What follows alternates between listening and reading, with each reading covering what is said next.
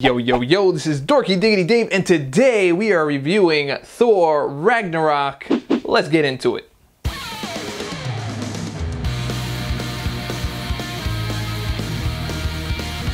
Welcome back, guys. We are talking about Thor Ragnarok. It is the third entry in the Thor series, and so I kind of feel like they have these different experiments going on with the Thor franchise. Like, you had the original Thor, which was like, okay, is more like Shakespearean-ish type thing, and I think people kind of found that a little bit boring, and so they kind of moved more into the Game of Thrones type of feel, and I don't think they actually nailed that, and it was a little bit hokey and weird in certain places, and so I think they just threw everything out and said, you know what, let's just go Guardians of the Galaxy style. Let's throw in some, 70s and 80s music in there and, just kind of give a good nostalgic feel about this whole thing and run with it because it seems to be working. And I think that's pretty much what they did.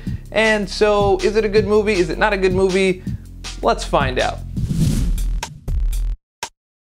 All right, so the movie's funny. It's a comedy. It's basically what it is. It's a buddy cop type comedy. Like, if you like things like Rush Hour or The Fifth Element and things like that, it kind of have like a quirky vibe to it on top of being funny, but also has some pretty good action, then this is the movie for you.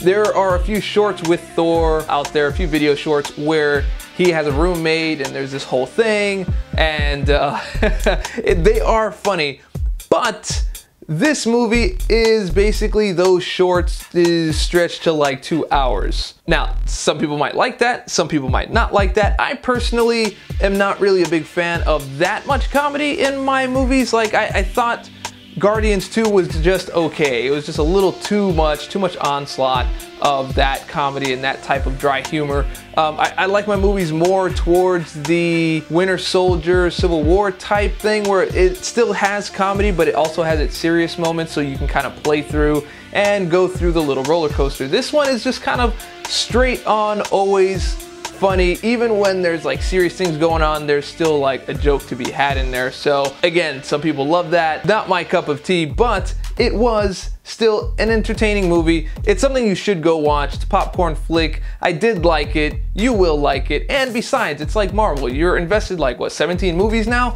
You can't not go see it. And it's definitely not worse than Iron Man 3, so things that are really, really good in the film is that they really got a good fan service down. Now, fan service not only from comics and history, but from previous movies. There's little nods to previous Avenger stories, previous lines and dialogues, and previous jokes in previous movies that they are constantly referencing. So if you got a good eye and a sharp ear, you'll pretty much enjoy a lot of that. And you'll probably really love Korg. He's a great lovable character, and he's comedy relief on top of all the comedy that's already kind of going on. And he's being played by Taika Waititi, which is the director of the film. And if that name sounds familiar, it's probably because he starred in Green Lantern as Green Lantern's best bud, and I forget what his name was in the movie, because I think a lot of people try to forget that movie, but that was him.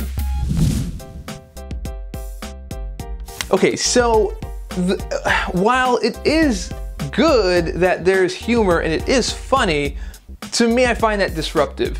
I like to get invested into a certain part or a certain aspect of the movie, and when it comes down to it, it kind of kills the mood. It's a little too much jokey when it's time to be serious. Like when they're really trying to drive in a climax or really trying to drive in the culmination of a story arc or something like that, they kind of, right when you were expected to get serious, they bump it off with a joke. And just that kind of annoys me a little bit. It took me out of a lot of the scenes of the film, but not in a way where I'd say this is a terrible movie. It's just not fantastic. Now, I do get it that movies tend to get a little over serious, but if you're talking about like DC films, they are on the right track. They had a nice real feel and there were real stakes going on in those movies, but the stories were just a little bit off. So it's not really like a lack of humor. You can You can set up a good story and watch it, and there were humorous moments in like DC movies, but I feel like this is going to start becoming a trend because it is so popular among like critics and people that have already seen the film that I worry personally that all these movies are going to start turning into straight up like buddy cop comedies, and you got to make sure you have humor in it. Humor has to be in there, and I don't know. I just don't want things to go in that direction. I want serious to stay serious, and of course you can have levity in the film, but I don't want that to be a driving factor for every single film just because you want to be the opposite of dark. Verdict time, guys. I am going with a popcorn on this one because it is a popcorn flick. It's an entertainment flick. You're gonna want to see it at least once. Some people will want to see it multiple times, but I really only needed to see it one time. I enjoyed it while watching it. I didn't love it, I didn't hate it. It's just kind of floating right there in the middle just because that type of movie is not really my cup of tea. So that's pretty much it for the verdict. Once again, this is Dorky Diggity Dave. You just watched a review for Thor Ragnarok. Have you seen it? Did you like it? Did you not like it? Was I on the mark? Was I off the mark? Let me know down in the comments. Let's get a little bit of a conversation started down there. And if you liked the video, and I hope that you did, go ahead and click subscribe, click like, leave a comment, share it with your friends, share it with your mama. All that stuff helps me out. And remember, stay dorky, and I'll catch y'all on the flip.